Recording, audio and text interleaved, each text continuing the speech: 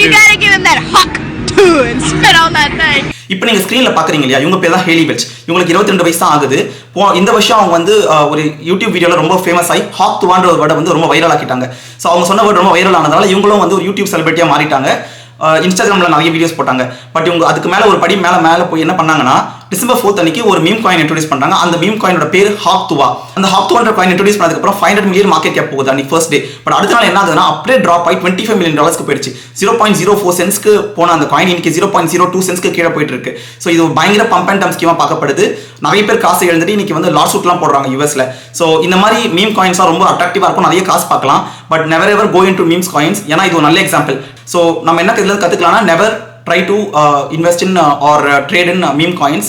So எப்பயுமே நம்ம வந்து நிறைய காயின்ஸ் வரும், நிறைய காயின்ஸ் போகும். ஸோ அதெல்லாம் விட்டுட்டு நம்மளுக்குலாம் ஒரு நல்ல ஸ்டோர் ஆஃப் வேல்யூனா that is bitcoin. So bitcoin 2008ல ஆரம்பிச்சாங்க. 2012க்கு மேல பயங்கர மார்க்கெட் கேபிட்டலைசேஷன். இன்னைக்கு வரைக்கும் பிட்காயின் யாரும் ஸ்டாப் பண்ண முடியாது. ஸோ கிரிப்டோவோட ஒன்லி ட்ரூ அவுட்புட் பார்த்தீங்கன்னா பிட்காயின். பிட்காயின் பற்றி நிறைய தெரிஞ்சுக்கணும், தமிழ் பிட்காயின் சேனல் ஃபாலோ பண்ணுங்க. I will share you more tips about trading, investing and bitcoin.